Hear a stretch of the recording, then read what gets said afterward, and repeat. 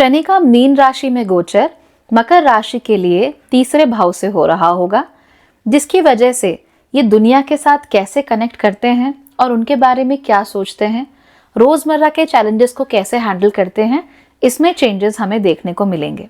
लेकिन 7.5 खत्म होने के बाद हम ये देख रहे हैं कि आप लोग काफी सोबर आउट हो गए हो। पहले आपको ऐसा जरूर महसूस हो रहा था कि शनि आप ही के अगेंस्ट हैं, आप ही के खिलाफ उन्होंने हल्ला बोला हुआ है।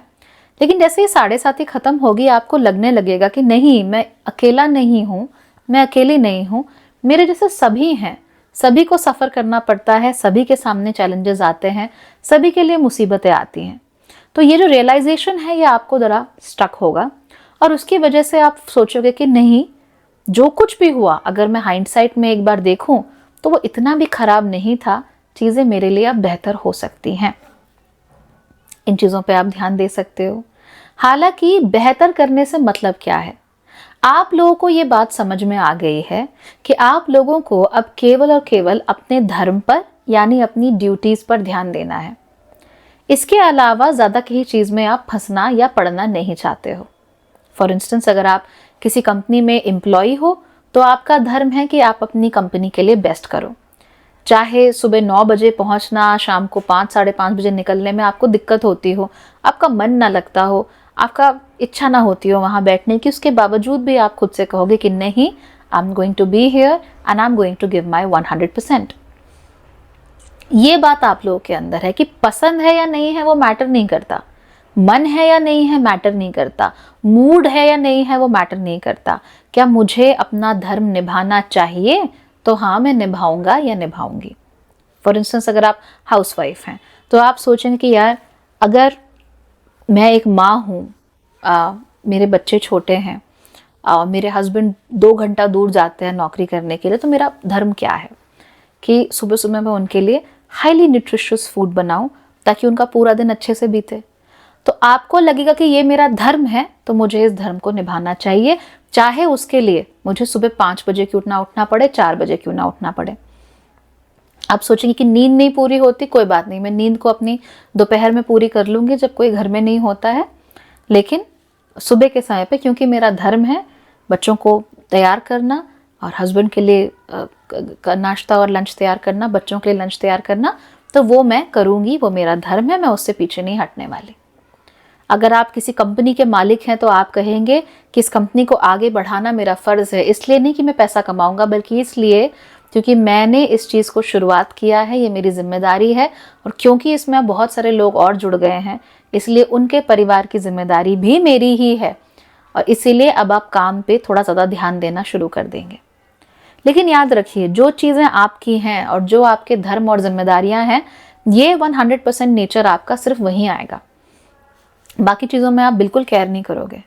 दुनिया में क्या चल रहा है, देश में क्या चल रहा है, क्या प्रोपागेंडा है, कौन सी बुक नंबर 1 बेस्ट सेलर है, कौन सा पॉडकास्ट टॉप पे चल रहा है, कौन सी फिल्म ने 100, 150, 102 करोड़ रुपए कमाए, आपको कोई मतलब नहीं है। You don't care about all that. कौन सा मीम इस समय चल रहा है, यू डोंट केयर, आपको उनसे मतलब ही नहीं है, क्योंकि आपने ये मान लिया क्योंकि ये चीज़ हमारी ज़िंदगी का हिस्सा नहीं है, इसीलिए I don't care about it. मैं अपनी एनर्जी, मैं अपना ध्यान, मैं अपना फोकस इन चीज़ों पे देना ही नहीं चाहती। आप ये भी सोचने लगोगे कि भाई मैं किन रिश्तों को निभाऊँ, आखिर कलीग्स के साथ, भाई बहनों के साथ, पड़ोसियों के साथ आप अच्छे से बना के रखोगे, मतलब नमस्ते, हाय, हेलो जो भी है वो आप करके रखोगे। एक बेसिक रिलेशनशिप की भाई दोस्ती बनी रहे, इतना आपका चलेगा। इससे ज़्यादा आप इन्वॉल्व नहीं होंगे और इससे कम भी आप इन्वॉल्व नहीं होंगे। तो आइसोलेट नहीं करोगे आप अपने आप को, थोड़ा बहुत सबके साथ बना के रखोगे, लेकिन किसी के साथ इन्वॉल्वमेंट आपका हो इसके चांसेस काफ़ी कम हैं। इन चीज़ों को लेकर आप केयरफुल रहिए। खास तौर पे आपके साथ जो लोग काम करते हैं, आपके जो हम उम्र लोग हैं, वो क्या कर रहे हैं उससे आपको कोई मतलब नहीं है, लिटरली। तो अगर आप 20 साल के भी हो और सबके पास एक खास तरह का लैपटॉप है, आपको कोई फ़र्क नहीं पड़ता। ठीक है यार, तुम्हारे पास है, खुश रहो। जस्ट बिकॉज तुम्हारे पास है या सबके पास है, तो मुझे ऐसा नहीं महसूस हो रहा कि मेरे पास भी होना चाहिए। तो ये आपका जो नेचर है वो काफ़ी इस समय पर बढ़ जाएगा and you will stop caring about the world. आप फिट इन करने के बारे में नहीं सोचोगे। सबको ये फील करना है तो मुझे भी फील करना है, ऐसा नहीं है।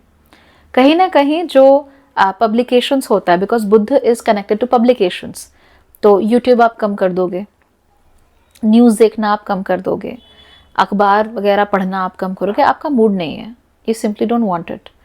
हो सकता है पहले आप गाड़ी चलाते हुए रेडियो सुनते रहते थे, तो रेडियो पे आरजेस खूब बातें करते हैं, फिर भी गाने चलाते हैं, पहले आपको बड़ा मज़ा आता था, आप डिस्ट्रैक्ट होते थे, आपको थोड़ा एक अपनी ज़िंदगी से डिस्ट्रैक्शन मिलता था।